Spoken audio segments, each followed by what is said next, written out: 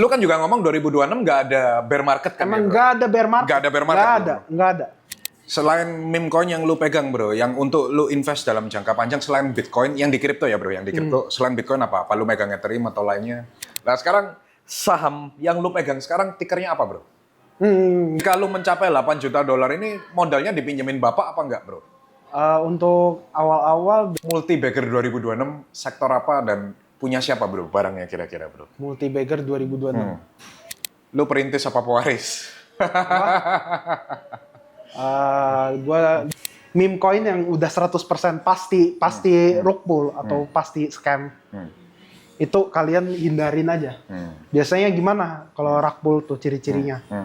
Yang pertama, jadi gini guys, bandar saham atau bandar meme coin, biasanya dia... Lu masuk ke kripto tahun berapa? Dulu waktu SMP, masuk kripto modal 500.000 Rupiah ya? Rupiah guys, bukan US dollar ya? Bukan dolar. 500.000 rupiah, itu gara-gara... Yo guys, balik lagi hari ini kita di Top Golf Chairman Suite bareng tamu VVIP kita. Bro Yudo Sadewo, putra dari Kemenke Bapak Purbaya. Terima kasih banyak bro udah ada di sini. Jujur ini tim dari Thrift dan Crypto Wave semuanya join di channel Telegram lu bro. Termasuk gua, follow lu juga. Gua sering baca outlook lu, insight lu, share-share yang lu bagikan. Semuanya bener-bener amazing bro, amazing. Dan gue yang penasaran bro, apa yang membuat lu akhirnya kok muncul ke publik bro? Apakah ini keinginan pribadi atau keresahan atau gimana? Jadi, kan enak anonimus sebenarnya ya. Jadi gini, keinginan gue muncul ke publik itu karena gue ngelihat suatu resiko ekonomi di fiat, di mana fiat itu terus dicetak dan ya jumlahnya tak terbatas. Dan fiat itu di backing oleh utang, bukan di print lewat angin, lewat utang. Betul. Jadi selama utang itu masih aman, itu nggak masalah sebetulnya. Tapi kalau misalnya amit-amit nih gagal bayar utang, maka mata uangnya hancur, hancur lebur. Dan ini gue sadar dari waktu SMP. Soalnya kenapa nyadar? Dulu waktu SD kayaknya beli mie ayam tuh cuman 7.000 deh. Kenapa waktu SMP jadi 10.000? Nah itu dia, itu awal-awal gue mikir, ini kenapa harga naik ya dari awal-awal nih. Ternyata emang ya gitu, fiat dicetak. Dan cetak uang ini menyebabkan inflasi. Kalau misalnya pertumbuhan tidak dibarengi pertumbuhan ekonomi dengan baik, maka akan hancur dengan sendirinya fiat itu. Untuk sekarang, rupiah itu sekarang bagus. Tapi kita nggak tahu 5, 10, sampai 20 tahun ke depan tuh kayak gimana. Kita nggak tahu, kita nggak bisa ngeramal juga karena kita bukan dukun, karena kita bukan Tuhan. Betul. Jadi, aku cari satu aset yang sekiranya itu langka, dalam tanda kutip langka, bukan dilangka-langkain ya. Iya, betul. Langka. Contohnya kayak emas dan Bitcoin. Bitcoin itu dulu diciptakan oleh orang namanya Satoshi Nakamoto. Dia atau mereka menciptakan Bitcoin untuk menghindari terjadinya krisis yang disebabkan oleh utang. Kita tahu sendiri tahun 2008 itu banyak bank yang bangkrut gara-gara utang untuk beli mortgage, untuk beli KPR. Jadi gini, ibaratnya gini deh, lo beli rumah nih ceritanya, mau beli rumah, tapi modal lo cuman 1 miliar, padahal rumah itu harganya 10 miliar, misal. Nah, lo bisa ambil KPR dengan tempo sesingkat-singkatnya dan jaminan yang tidak pasti gitu. Jaminannya rumah, which is gak liquid itu. Ketika makin banyak orang yang ngutang, makin naik kan? Yes. Itunya, resikonya. Nah, ketika suatu saat misalnya gagal, ada banyak yang gagal bayar, dan orang-orang ini kan dia nggak punya literasi keuangan yang jelas ya masyarakat ini. Dia gagal bayar, akhirnya apa beruntun dia gagal bayar, jatuh, terjadilah tahun 2008 krisis. Dan salah satu bank namanya apa ya, Lehman Brothers atau apa, pokoknya itulah. Lehman Brothers. Pokoknya itulah bangkrut gara-gara itu. Sampai harus ditolongin FDIC. Nah, Satoshi Nakamoto lihat peluang itu. Bank bisa bangkrut. Kenapa? Yang pertama bank itu kan, lo kalau mau lo tahu ya, semua guys, kalau kalian misalnya naruh uang 100 juta di bank, uang kalian sebenarnya cuma 10 juta. Sisanya diputerin, diinvestasiin, dipinjemin ke orang. Jadi gitu. Nah, kalau misalnya bank itu bangkrut dan kalian mau narik uang ya, kalian tidak bisa. Tapi sekarang aman ya, ada LPS, kecuali kalian punya simpanan di atas 2 miliar. Itu juga bahaya itu. Satoshi Nakamoto melihat itu sebagai kelemahan sistem finansial sekarang. Kemudian dia menciptakan yang namanya Bitcoin. Sebelumnya sih sebenarnya banyak kayak cryptocurrency sebelum Bitcoin, kayak misalnya apa ya, e-cash atau apa, itu banyak proposalnya, tapi dia nggak bisa nyelesain satu kelangkaan. Betul. Gimana cara supaya nggak hyperinflasi gitu. Jadi Nah, kalau udah dia menciptakan, akhirnya dia menemukan solusi. Gimana kalau kita batasin aja jumlahnya. Dan ini kode udah pakem, nggak bisa diubah kecuali ada salah satu otoritas yang menguasai 50% tambang Bitcoin, which is itu nggak mungkin. impossible for now. Which is nggak mungkin Yeah, itu. very impossible. Iya. Nah, berarti alasan lu untuk muncul ke publik ini sebenarnya untuk menyadarkan masyarakat bahwa fiat ini bukan sesuatu yang layak untuk di hold ya. Fiat ini hanyalah uang, bukan Yes. hanyalah mata uang, bukan Betul. uang. Uang itu kita pernah belajar ada fungsi yang namanya store of value. Sementara fiat itu tidak bisa dijadikan store of value. Kenapa? Nilainya turun terus. Oke. Nah, itu dia. Itu dia kenapa sekarang Bro Yudo muncul ke publik. Ya. Dan sebelum kita lanjut, nggak buka kelas ya guys, sekali Iya, lagi. gua nggak buka kelas. Telegramnya gratis, sama seperti CryptoWave full gratis. Jadi tidak ada yang buka kelas di sini. Ya, nggak ada yang buka Ya, kelas. karena gua waktu podcast juga gitu bro, dibilang di bawah, ini pasti jualan kelas. Sabar aja bro, itu buzzer mungkin saingan lu atau apa lu gitu. Terus sekali lagi, Nggak Bro akan Yudo buka kelas. tidak jual kelas. Semua yang dibagikan ilmunya di Telegram full Free. gratis. Free. Bahkan anak-anak Thrift CryptoWave di belakang banyak yang udah cuan dari call-nya dia. Iya. Kemarin juga call berapa altcoin juga cuan juga. Iya, betul. Dan yang gua salut bro, gua pertama kali ini bro, Kenapa? jujur, seumur hidup, ketemu anak menteri datang ke sini tanpa protokoler, tanpa bodyguard bro. Apa? Lah, emang salah. lah kan Hah? Aneh bro. kita kan mau dengerin aspirasi masyarakat. Oh, oke. Iya. Kalau pakai bodyguard itu terus apa nggak bisa masyarakat mau ngomong gimana, ketutupan badannya dong. Nice bro. Karena gue tadi kaget waktu dia datang ke sini. Loh, kok sendirian? Gue sampai toleh kiri kanan ya guys. Cari protokolernya di mana? Biasa kan ada ajudannya, ada bodyguardnya. Nggak pakai protokol. Terbaik bro. Iya.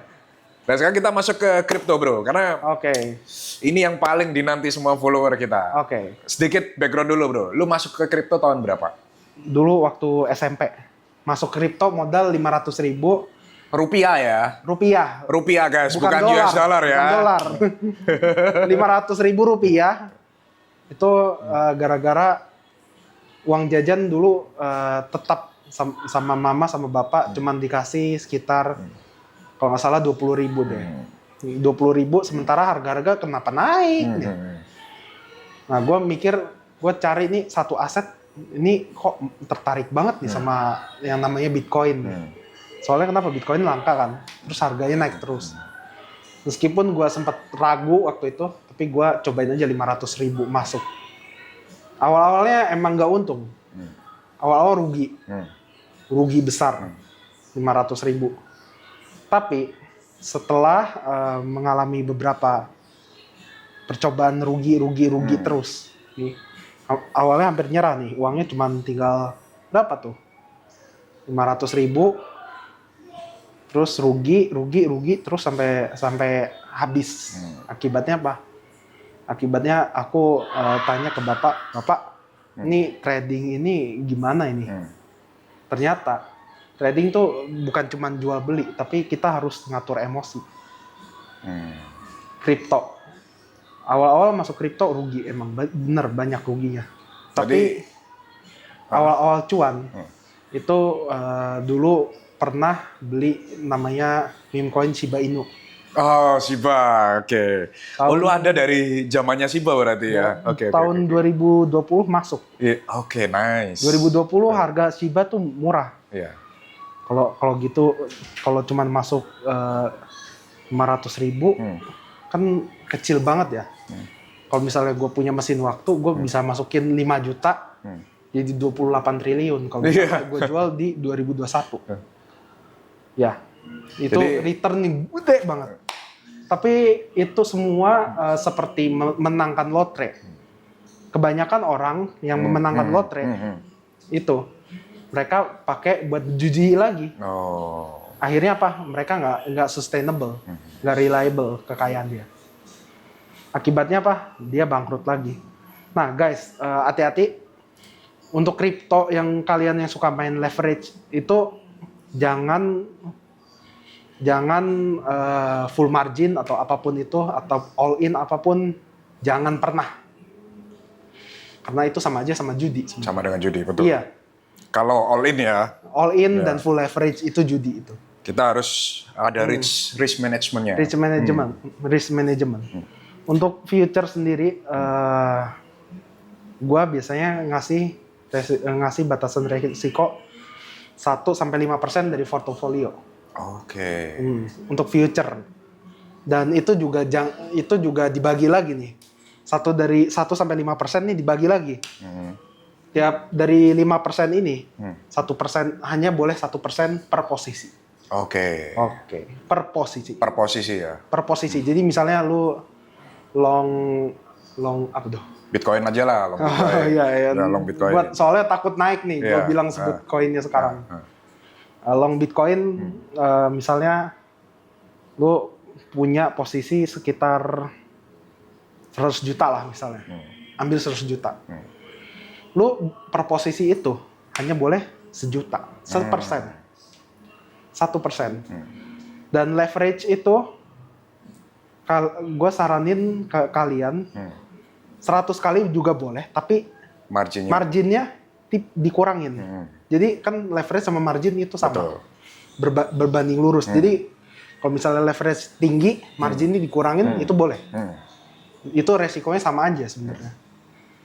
Tapi yang gue highlight adalah kalian, ini gue langsung bahas altcoin, nggak apa-apa ya? Nggak apa-apa bro. Kita langsung bahas altcoin aja.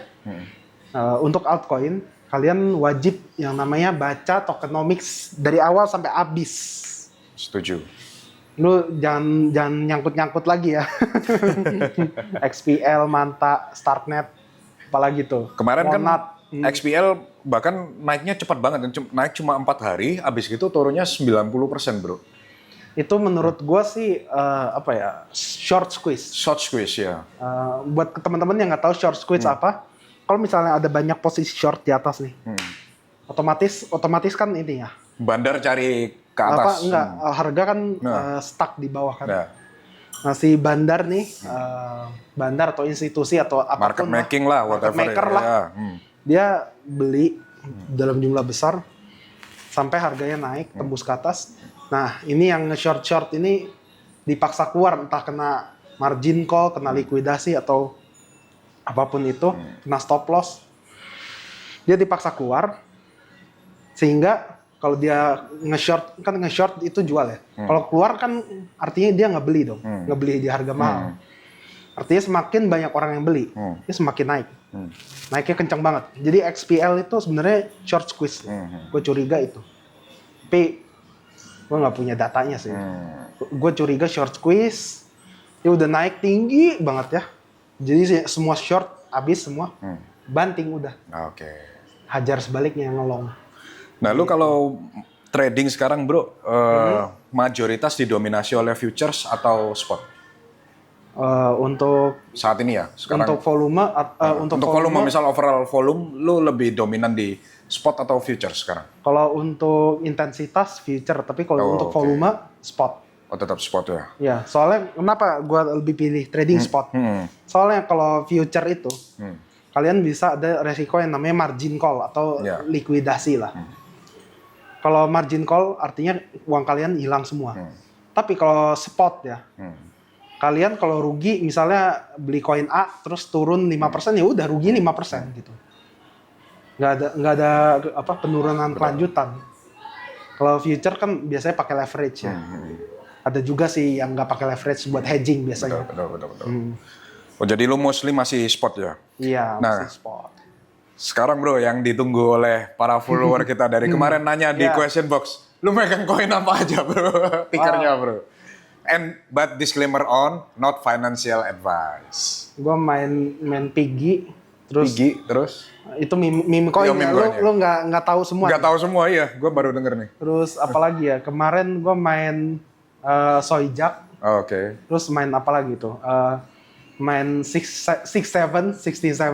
Wah, lu legend juga ya bro? Main 67 dan itu gue call di Telegram naik 7 kali lipat. Dari call dari $2 juta jadi $30 juta market cap. Nice. Market cap-nya, iya. Berapa kali lipat tuh? Berapa ya? 15 kali lipat. Segitulah. Dan itu kalau meme coin ya, itu resiko gede banget. Betul. Kalau kalian main meme coin misalnya di mana ya? Di Solana kita ada namanya Pump Fund. Nah, itu kalian boleh tuh coba. Tapi jangan full margin ya. Jangan all in. Kalian coba $1. Itu berarti seperti Russian roulette ya bro ya? Kita sebar jala mana yang menang, atau lu punya cara tersendiri untuk filter yang kira-kira potensinya naik bro? Dua-duanya.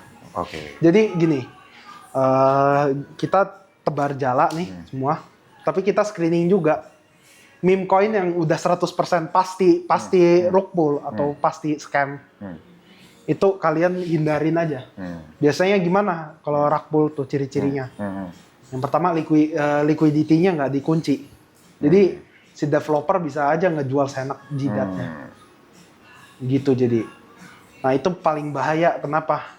Karena banyakan yang digen meme coin, yang judi di meme coin, itu mereka nggak mempertimbangkan hal ini. Makanya mereka rungkat, akhirnya nol. Dan gue punya strategi khusus, di mana kalian siapin $1.000, kalian masukin $10. Jadi gambar grafik bisa nggak? Nggak bisa. Nggak bisa di sini. Jadi gini. Jadi kalian boleh percobaan sama ini ya returnnya. Kalian misalnya $1.000 nih, kita taruhan misalnya $10 di meme coin. Itu sekitar dapat 100 meme coin ya. Betul. Kita screening mana meme coin yang sekiranya bakal hype. Kita lihat komunitasnya rame atau rame beneran atau rame buzzer. bohongan. Iya. Rame bohongan. Rame yang dirame-ramein doang. Iya, tahu. Kita lihat komunitasnya, terus kita lihat meme-nya di TikTok atau di X atau di IG banyak atau enggak. Kita lihat juga market cap-nya berapa. Kalau market cap-nya di bawah $10.000 atau di bawah $20.000, meskipun berapapun market cap-nya bisa rakpul sih, namanya meme coin.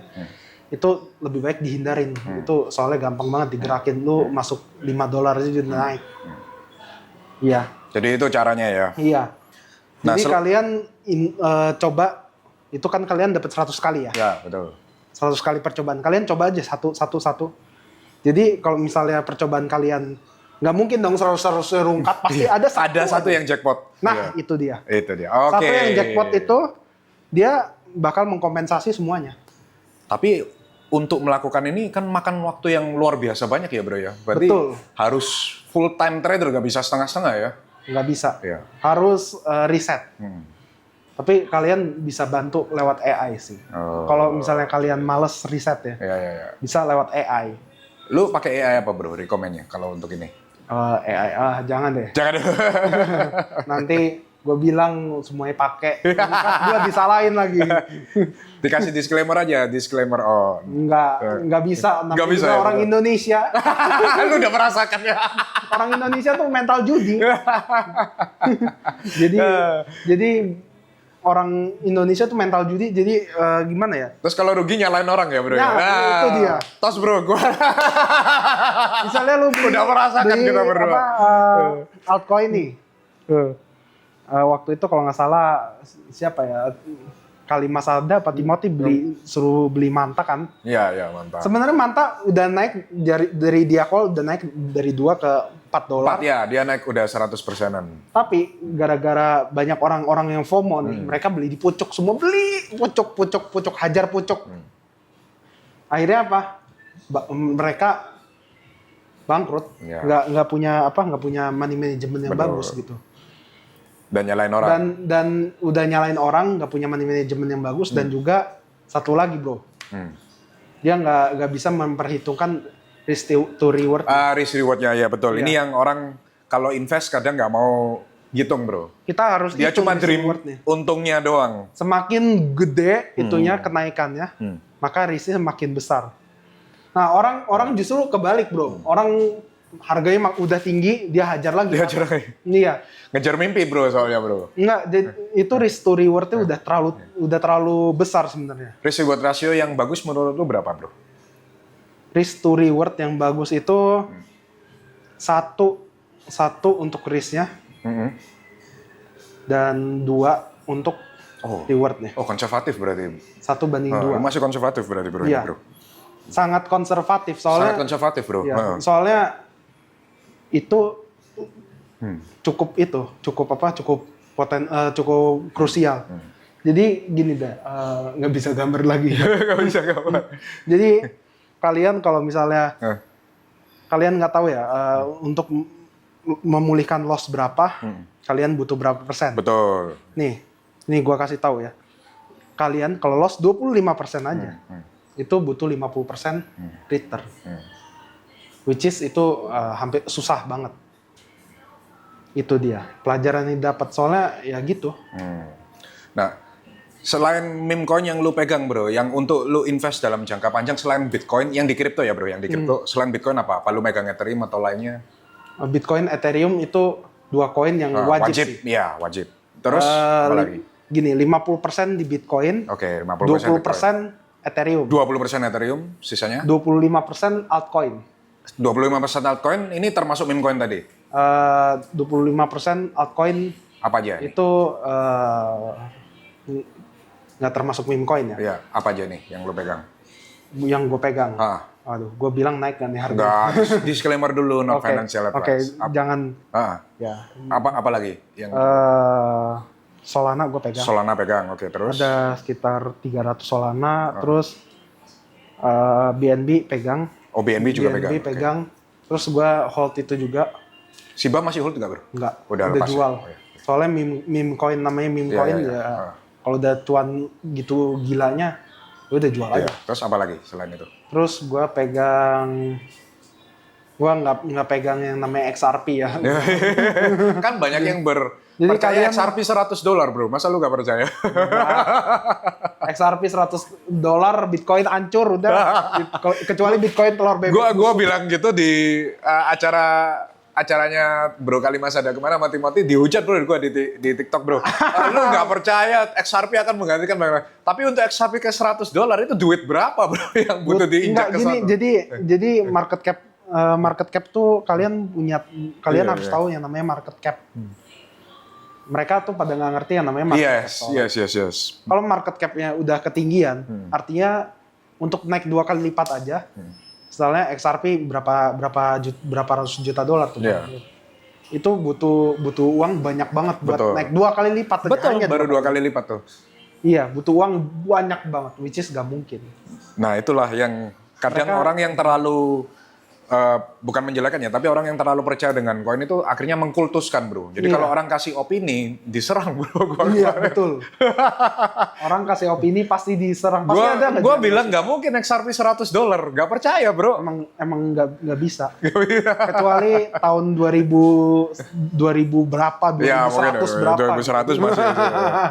Berarti lu selain tadi apa Solana, BNB, apa lagi? Ethereum, BTC, BTC gue pegang ini juga. Apa lagi? Pegang apa?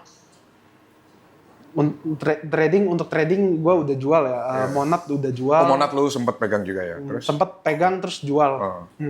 Soalnya sekarang downtrend parah. Oke. Terus apalagi ya, banyak pokoknya lah. Oke. Solana, BNB, Cardano sempat Itu kan koin dinosaurus Cardano ya. koin Nggak kira. cicak. Lu masih pegang tuh sampai sekarang? Enggak. Udah cut loss. Gua jual di $1. Kemarin sempat $1 waktu ETF itu. Oke, nice. Gue udah jual. Jadi altcoin itu Tidak untuk di hold guys. bukan untuk investasi, Yes. tapi untuk trading, Betul. untuk spekulasi atau judi Betul. boleh. Istilahnya altcoin ini untuk akselerasi lu supaya lebih cepat mengakumulasi Bitcoin. Ini Ya, yang udah gua ajarin bolak-balik bro. Betul. Tapi orang keliru bro, mereka terlalu kultus dengan altcoin. Jadi altcoinnya nggak di take profit bro. Oh. Jadi mereka expect, ya kayak tadi XRP mereka expect ke $100, padahal market cap berapa kan ke $100. Tapi gini guys, lu boleh beli altcoin naik 100% itu jual aja guys. Udah nggak apa-apa. Jual sebagian ya, jangan semua ya. Kalau dia turun misalnya 10% dari rally panjang misalnya turun 20-30%, lu nggak rugi-rugi amat, lu bisa cut loss gitu. Oh. Jadi kalian udah naik 100 sampai 200% nih. Nah. Udah jual aja. Jual Yes. sebagian. Betul. Dan zaman now guys, perputaran altcoin itu narasinya begitu cepat. Bahkan yang dulu mungkin bulanan, sekarang cuma hitungan harian bro. Enggak, mingguan. Mingguan ya? Iya. Ya, bisa, jadi jangan sampai di hold terlalu lama. Iya, kalau tergantung untuk altcoin apa dulu ya. Kalau misalnya altcoin layer 1 nih, Oh iya, layer 1. kayak Solana atau Ethereum, itu apapun narasinya, blockchain-nya akan tetap Tetap dipakai. betul, yes. Kalau misalnya blockchain-nya tetap dipakai, apapun narasinya, altcoin ini pasti naik. Betul, setuju. Gitu. Jadi yang cocok untuk di hold altcoin tuh Solana, BNB, Ethereum, itu Karena aja. kalau BNB itu exchange-nya terbesar bro, ya kan? Jadi Betul. selama crypto thriving pasti butuh exchange bro. Karena Betul. gua kan owner exchange-nya, jadi tahu selama crypto ini jalan pasti butuh exchange. Nggak mungkin nggak Betul. butuh exchange. Betul, itu dia. Itu juga kenapa kita juga melihat BNB itu kalau di Outlook Crypto Wave salah satu koin yang kita rekomend untuk di hold bro. Iya, betul. Apalagi dia number one ya. Cuman sedikit altcoin yang bisa di hold. Betul. Kalian boleh tahu semuanya. Kalau altcoin tuh 80%-nya mati. Yes, correct. 80%-nya mati dan 99% nggak akan pernah balik ke all time high. Betul bro. Ini yang gua bilang juga. 80% mati. Blockchain-nya mati. Literally bener-bener mati. Jadi altcoin-nya udah nggak ada. Bahkan yang kalau lihat cycle sebelumnya top 10-nya kan udah ganti semua bro. Iya, betul. Cycle Top 10-nya sekarang udah top ganti 10 udah semua. mayoritas ganti semua.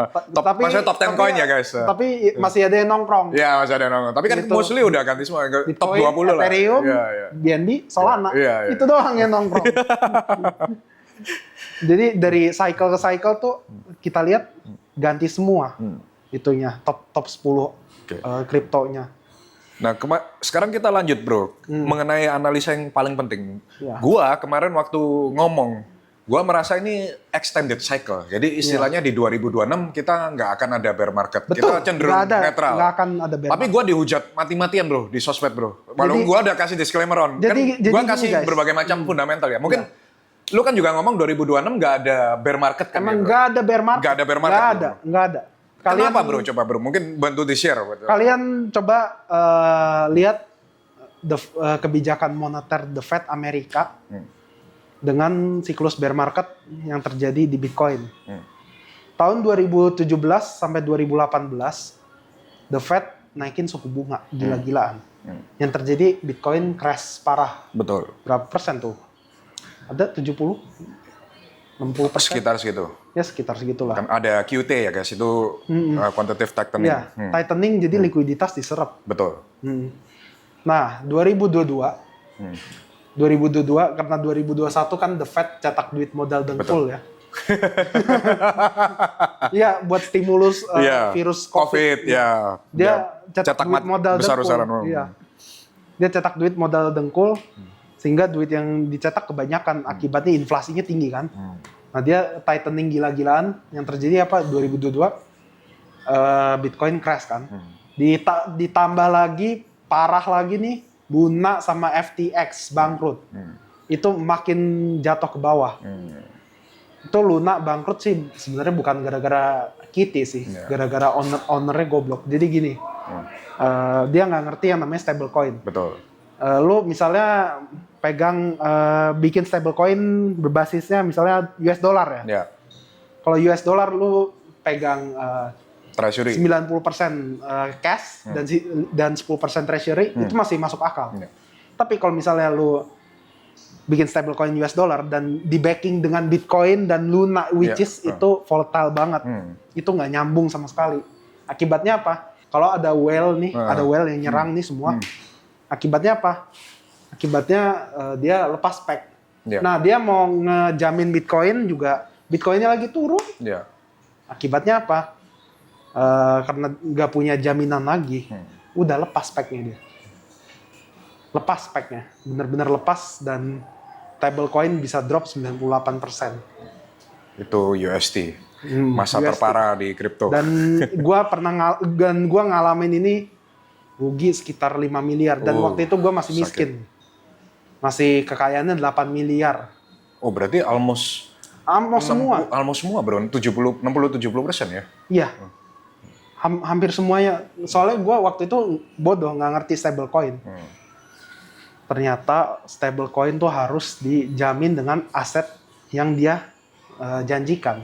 US dollar misalnya. Harus dijamin dolar juga. Nggak bisa lu jamin dengan Bitcoin misalnya kayak Luna itu nggak bisa.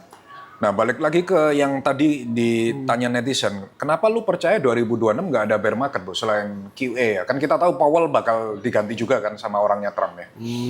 Mungkin sama mungkin sama itu kali, sama Baron Trump. Tarif, I putting tariff on China. Turun. Dia insider juga. Insider kan? Juga. Iya, bangke si Trump bangke itu kan insider juga. Dia main-mainin harga. mainin harga seenak udel dia. Anaknya baru beli yak tuh, bro.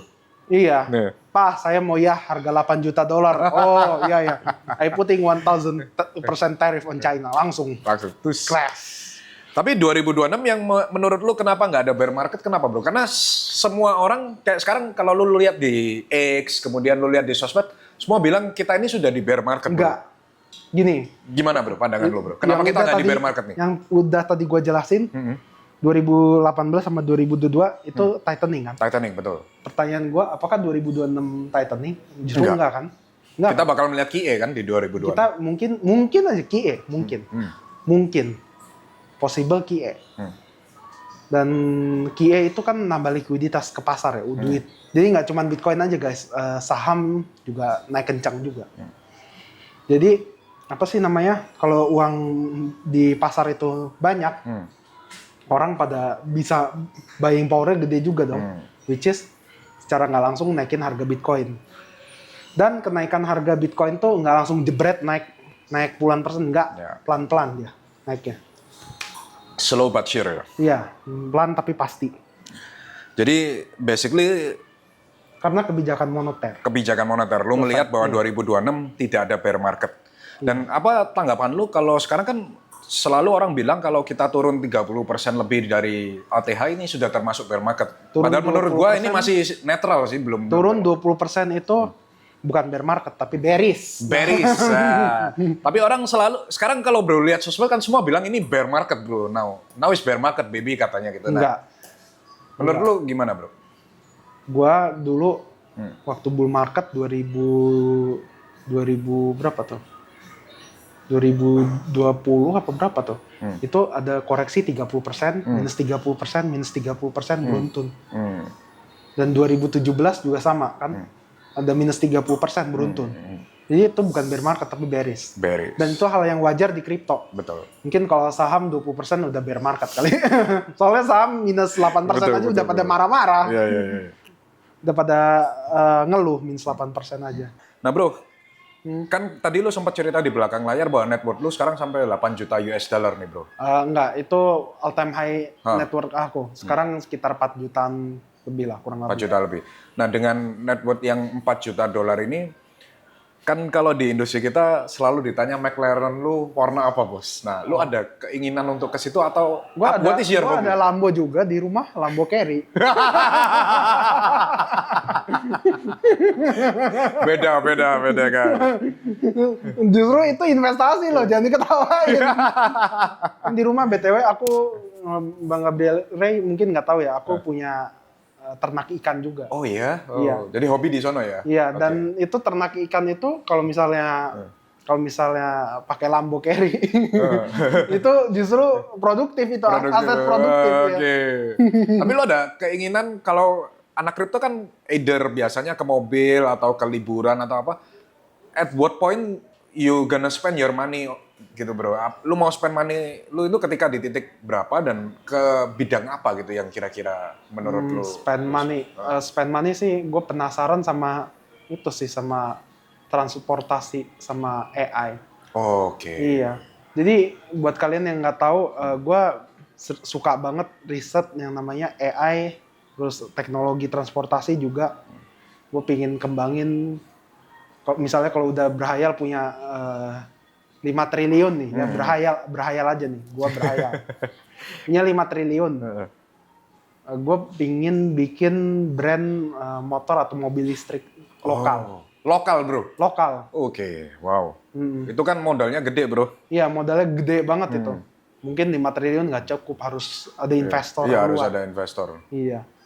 Oh, Dan oke. itu menurut gua itu bangun usaha biar lebih produktif dibandingkan lu beli misalnya McLaren, Lamborghini itu harganya kan depresiasi. Betul. Ya, itu. Harganya misalnya lu beli Lamborghini apa ya nih, yang paling murah itu Veneno. Oh bukan, yang paling murah Gallardo sekarang bro. Oh, Gallardo. Gallardo paling murah ya? Iya, 2-3 M dapat lah sekarang. 3 miliar ya misal. Iya, 3 miliar. Gua tanya nih ke lu, apakah dengan jual bekas nih, harga mobil itu naik? Enggak dong. Enggak, Iya. enggak kan? Harga mobilnya justru turun, kan, depresiasi. Betul. Apalagi mobil mewah yang which is Indonesia tuh demand-nya nggak ada, Yes. kurang demand-nya. Depresiasinya makin parah jadi. Dan itu yang gue perhitungin. Gue lebih baik ngembangin sebuah teknologi dibandingkan misalnya foya-foya kayak gitu ya. Jadi cita-cita lu bikin industri mobil listrik ya bro ya? Mobil listrik, AI, sama kalau misalnya udah misalnya berhayal nih, lebih kaya dari Pak Pepe nih. Lu harus IPO dulu berarti bro? Iya, harus IPO dulu, lebih kaya dari dia. Iya. Gue berhayal bikin industri itu luar angkasa untuk jelajahin Mars. Kayak Elon Musk ya? Oh, wow. Lu visioner banget berarti bro? Gue pingin seperti itu. Kenapa? Soalnya yang pertama kan kita lihat sendiri kan bumi mengalami pemanasan global, perubahan iklim. Itu salah satu dampak dari perubahan iklim itu kayak misalnya Jakarta tenggelam, terus kemarin banjir di Sumatera, itu salah satu dampak perubahan iklim itu yang kerasa nyata itu. Makanya gue pingin bikin manusia di sini populasinya nggak overpopulation gitu. Oke. Jadi Harus dipindahin ke Mars. bukan seperti elit global yang kampanyein LGBT atau child free ya. Gue ingin manusia tetap berkembang tapi dengan taraf yang jauh lebih tinggi. Kualitas hidup yang lebih baik. Kualitas yang jauh lebih tinggi, iya. Sama bro, kalau gue makanya invest di wellness, salah satunya karena kalau tua kan paling banyak penyakit bro. Tapi menua dengan sehat itu yang mahal bro. Iya, menua dengan sehat. Menua dengan sehat. Nah balik lagi ke kripto bro. Target Bitcoin dan Ethereum menurut lu bro di tahun 2026 dengan, lu kan bilang ada bear market, ada QE. Pandangan lu lah, sekitar berapa harga Bitcoin dan Ethereum di 2026? Harga Bitcoin di tahun 2026 kita sebenarnya bisa tebak ya. Ya. 2024 itu harganya kan 73.000. Yes. 2025 126.000. Ya, 126 utamanya. Kalau misalnya bisa kita tebak pakai tiga pump terus bearish, pump bearish, itu kurang lebih 160.000 sampai 140.000. Berarti antara 140 sampai 160.000 di tahun 2026 ya? Tahun untuk Bitcoin. 2026. Terus bearish lagi udah pasti. Bukan bear market ya, bearish ya. Bearish lagi, terus lanjut lagi. Lanjut lagi, pump lagi, sampai sekiranya The Fed ini benar-benar ngetatin likuiditas. Oh. Kalau ngetatin likuiditas dia udah bear market udah. Udah pasti bear market. Iya. Agree. Udah pasti 100%. Pandangan kita sama bro. Iya. Pump, terus dam lagi, Iya, dam. pump lagi, dam lagi. To be honest, koreksi 30% itu bukan berarti bear market. Karena gold ETF bro, dulu waktu diluncurin itu juga pernah sempat minus 25%, terus rally lagi bro. Ya, Heeh. bukan Bukan berarti bear market kan? mungkin kalau di gold itu bear market kali. Tapi gini guys, bear market itu beda dengan bearish. Kalau bearish itu turun ya, Ya. koreksi. Kalau bear market itu turunnya keberlanjutan guys. Jadi turun terus sampai orang-orang tuh nggak pernah denger bahas kripto lagi. Oke. Betul. Hilang semua di sosmed kan? Ya, orang yang kalau misalnya udah waktunya orang nggak ada yang pernah bahas kripto lagi, itu justru bottom. Justru itu bottom itu. Kalian kebalik guys, semua retail itu kebalik. Kebalik. Gue udah merasakan sih 2022 kan waktu bear itu Nggak ada hilang yang bahas- semua. nggak ada yang bahas Sosmed kripto. sepi ya, sosmed sepi. Gak ada yang bahas kripto. Bahkan gua bahas kripto aja view-nya cuma 100 orang. Oh iya. Soalnya bear market emang ngeri gitu. Mungkin Pak Gabriel punya exchange ngerasain juga Ngerasain sengsaranya banget bro. bear market. Banget bro, itu Soalnya 2000. transaksi nggak ada, Yes. sepi banget. Transaksi Hampir nggak ada. sepi, sign up juga turun itu waktu FTX collapse itu bro. Sama USD crash itu kan 2022. Apalagi lu punya exchange kan, which is FTX kan checks juga kan. Iya, Nah itu, itu bro. dia orang kepercayaannya pada Betul takut bro. checks. Gitu. Nah, sekarang lanjut ke saham, bro. Oke. Hehehe. Dia call saham berkali-kali nih. Anak-anak Thrift, CryptoWave udah cuan semua nih dari saham-saham. Ya, di call, bro, Yudo. Nah, sekarang saham yang lu pegang sekarang tikernya apa, bro? Enggak, ntar naik lagi. Disclaimer on dulu, not financial advice. Oh ya, NFA sama Dior ya guys. Ya, NFA Dior. Yang lu pegang saat ini apa, bro? Yang gue pegang saat ini saham Bumi. Bumi lu pegang? Bumi pegang. Alasannya kenapa dia banyak akuisisi perusahaan yang which is itu artinya ekspansi. Itu gue pegang paling banyak di Bumi. Dan gue saham trading yang nggak pernah nge-hold ya. Selalu trading. Oh, in out gitu ya? Iya, dan tradingnya itu periodenya nggak scalping juga lah. Scalping kan judi ya. Iya, iya. Gue trading tuh kadang swing. Mirip gua berarti, midterm Swing berarti itu sekitar 3 sampai 6 bulanan. ya? Oke. Swing. Yes. Iya, nggak pernah invest ya. Selain Bumi apa lagi, bro, yang lu pegang? Bumi, pokoknya gue lagi suka sekarang saham-sahamnya Pak Bakri sama Pak Hapsor. Oh, oke, nice. Tapi gue nggak mau bilang ya, Iya, tikernya jangan Iya, iya. bilang. Do your own research, guys. Soalnya kalau gue bilang itu pam semua. Iya, Tapi iya. gue kasih tahu yang punya sahamnya aja. Tapi untuk long term investing sendiri, apa lu saham lokal ada yang lu pegang nggak, bro? Kayak BBCA mungkin. Nvidia gue saham Amerika. Oh, saham Amerika malah. Saham lokal lu nggak ada pegang ya? Saham lokal Yang untuk long term, bro? untuk long term nggak ada. Nggak ada ya? Nggak Oke, ada. berarti murni untuk trading doang ya? Untuk trading doang saham. Soalnya kinerja perusahaan kan berubah-ubah. Betul. Terus untuk yang ditanyakan netizen berikutnya, follower kita, multi-bagger 2026, sektor apa dan punya siapa, bro, barangnya kira-kira, bro? Multi-bagger 2026. Saham telekomunikasi, bukan telkom ya? Bukan. Sektor telekomunikasi. Sektor telekomunikasi. Berarti towernya juga bisa. TOWR, Iya. worth it itu. Wifi bagus, Wifi. Oke, nice. Bagus untuk diinvest. Itu Sektor telekomunikasi lagi pada bagus, lagi pada sepi nih. fundamentalnya kenapa kok lu pilih sektor telekomunikasi? Karena gini bro, provider internet itu butuh yang namanya infrastruktur dari perusahaan ini. Jadi ibarat gini deh, lu lagi demam, misalnya demam berlian gitu. Alih-alih lu ikutan nambang berlian, lu jual skop, sepatu boot, sama eskavator itu. Nah, oke. Yang lu jual itu. Kayak ketika Gold Rush yang laku kan equipment mining goldnya. Equipmentnya, bukan itunya. Oh, oke. Jadi itu yang lu lihat ya. Jadi kita banyakin cari saham-saham yang tipenya seperti itu. Gitu.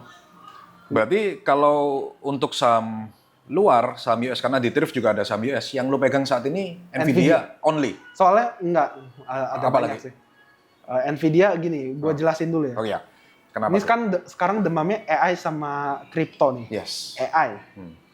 AI untuk proses mikir atau renderingnya kan pakai GPU. Betul. GPU-nya dari siapa, ayo?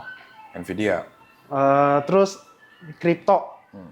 Dulu Ethereum bisa ditambang pakai Nvidia ya, sekarang udah nggak bisa. Ya. Tapi untuk mining Bitcoin, kebanyakan itu Antminer, supply chipnya bukan dia bikin sendiri, enggak. Dari Nvidia. Betul. Antminer, nggak cuma Antminer sih, banyak ya brandnya, tapi Bitmain ada apa. Tapi gue paling suka kalau mining tuh pakai Antminer. Dia dari Nvidia itu ya chipnya.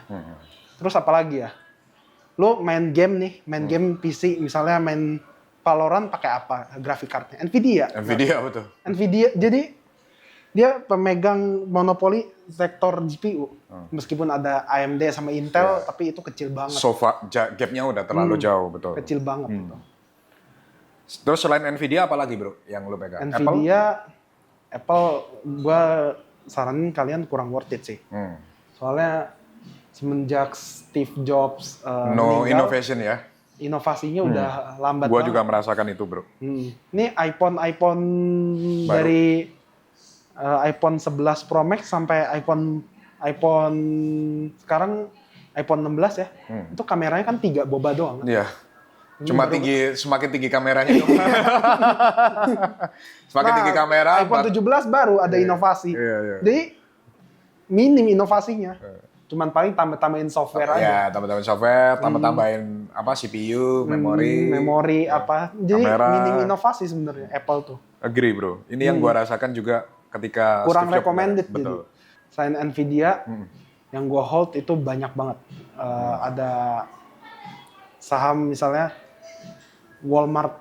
Walmart lu juga pegang bro? Walmart gini, gua kan tinggal di Amerika. Iya. Orang banyakan beli barang di Walmart. Betul. Walmart, Target, dan teman-temannya itu sebenarnya satu perusahaan ya, masih sama. Nah itu kebutuhan dasar manusia. Apa nggak terkompetisi dengan Amazon bro? Amazon menurut gua worth it juga sih dipegang.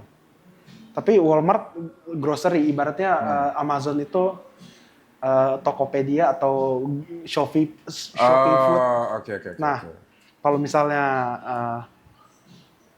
Walmart itu kayak Indomaret.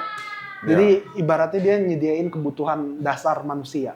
Dan itu kebutuhan dasar manusia pasti laku, nggak mungkin enggak.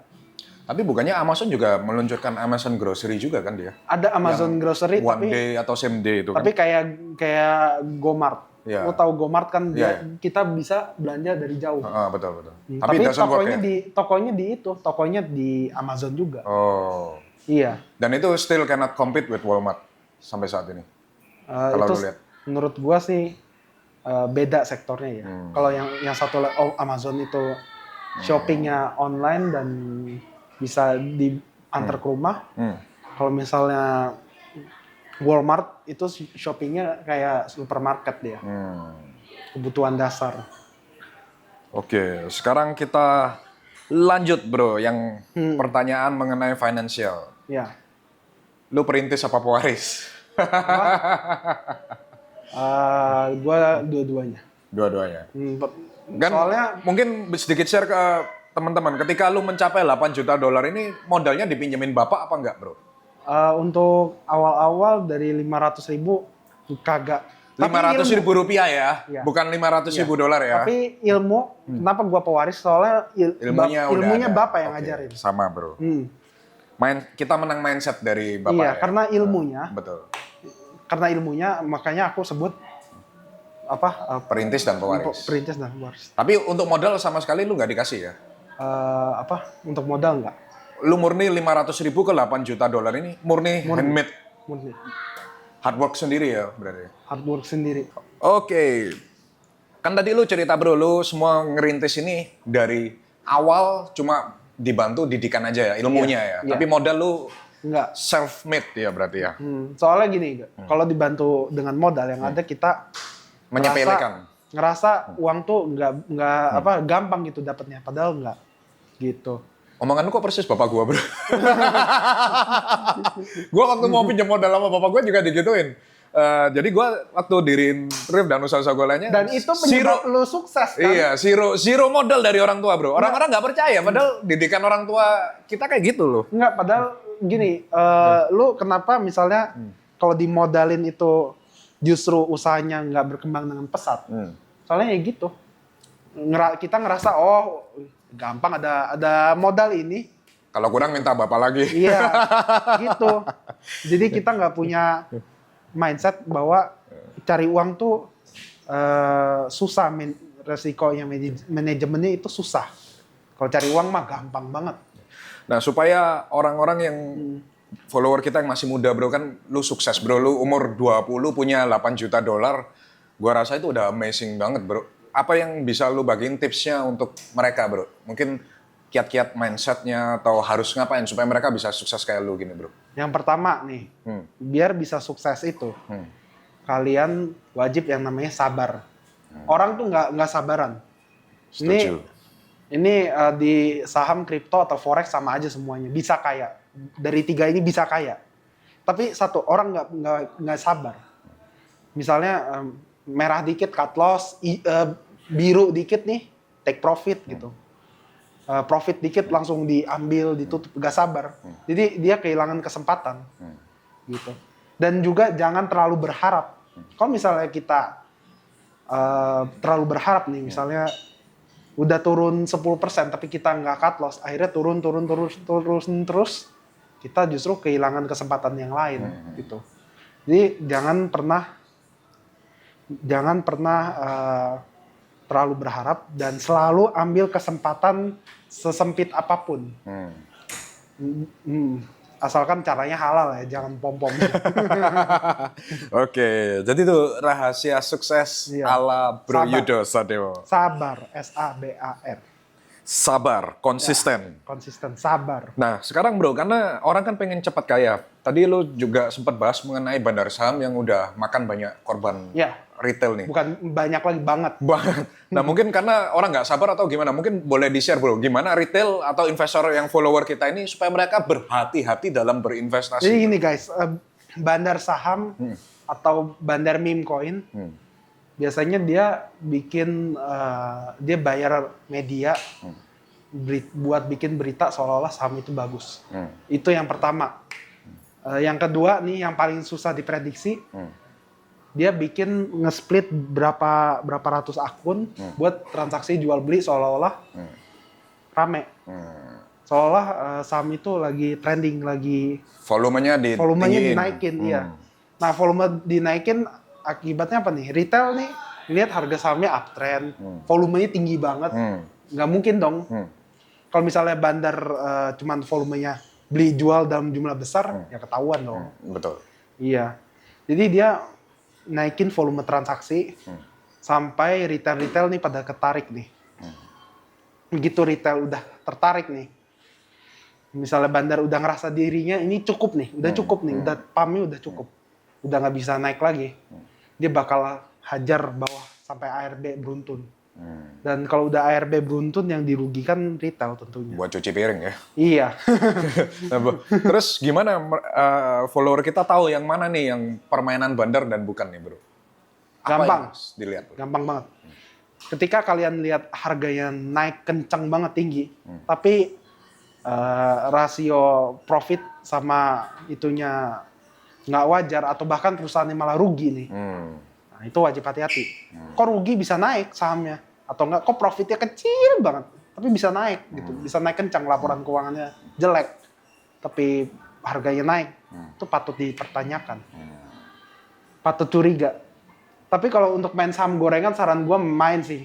Main aja. Main aja ya. Main. Tapi bukan gini, untuk invest ya. bukan Main untuk guys, invest. main. Tapi gini, cuan 10, 30%, 100% udah cukup banget itu.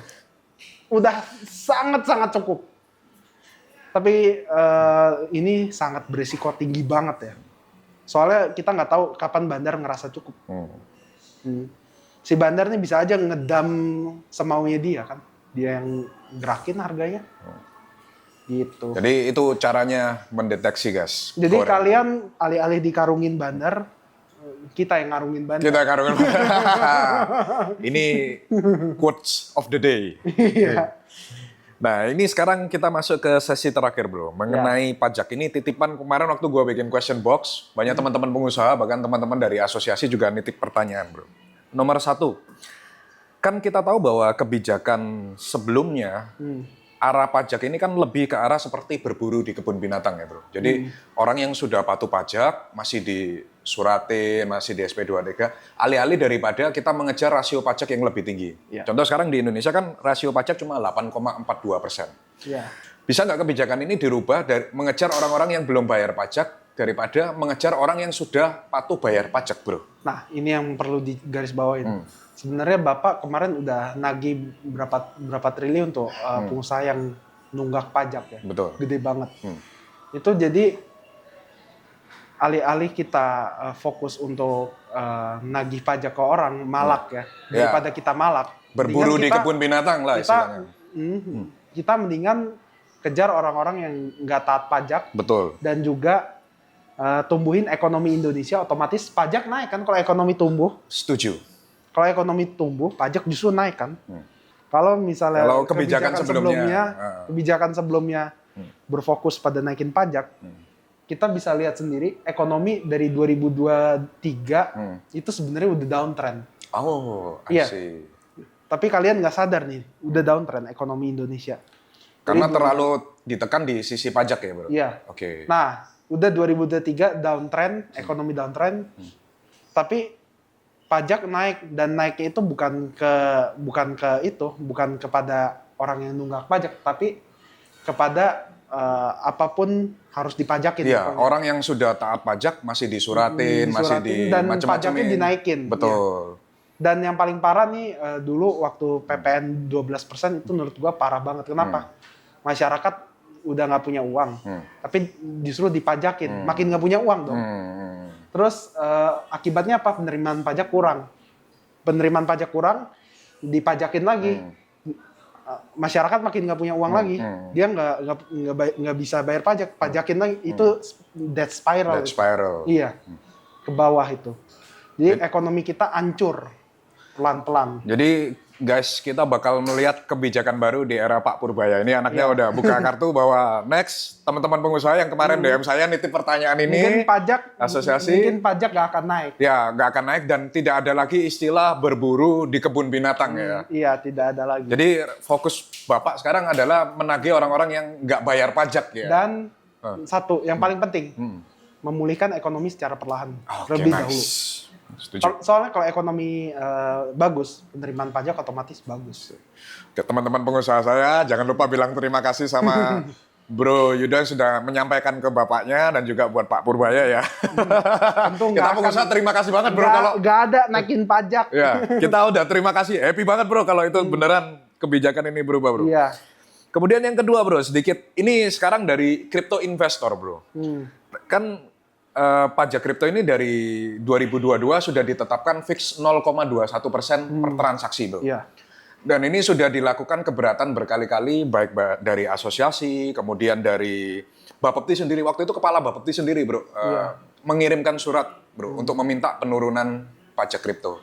Bahkan yang terbaru, ketika sudah di tangan OJK, saya tahu betul teman-teman kita di OJK berusaha dengan sangat keras untuk menurunkan pajak kripto, tapi ditolak. Ini di era sebelumnya ya Bro ya.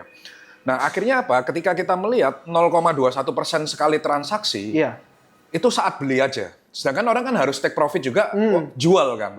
Ini belum fee exchange, fee exchange kan biasa 0,1%. Berarti Iya. istilahnya seorang trader harus minimum dapat cuan di atas 0,6%. Betul. Baru dia bisa cuan di exchange lokal. Sedangkan kita tahu di kripto untuk cari 1% aja itu sudah game yang cukup challenging gitu kan bro. Ya. Nah akhirnya mengakibatkan apa? Banyak investor lokal lari ke exchange luar bro. Oke, iya. Nah, ada kemungkinan nggak bro, ini titipan dari investor kripto dan teman-teman di asosiasi yang DM di question box lumayan, ada kemungkinan nggak ini bisa diturunkan sama seperti saham 0,1% bro? Karena saham kan 0,1%, kripto harusnya kan disamakan karena apalagi kita sama-sama instrumen keuangan sekarang. Iya. Tapi untuk peluang penurunan pajak, nanti kita akan pikirkan lebih dahulu antara dampaknya seperti apa dan pajak 0,2% itu seperti apa. Apakah dia justru berdampak positif atau negatif, kita akan pikirkan ini terlebih dahulu. Oke. Kita nggak bisa mastiin kebijakan itu naikin pajak atau nurunin pajak, kita nggak tahu. Betul. Soalnya aku juga bukan insider. Kan banyak yang nuduh lu insider loh. Bukan Nggak. insider ya. Bukan. Gua nggak tahu kapan Bapak naikin pajak atau enggak. Jadi ya kita bisa pikir-pikir lagi lah itu.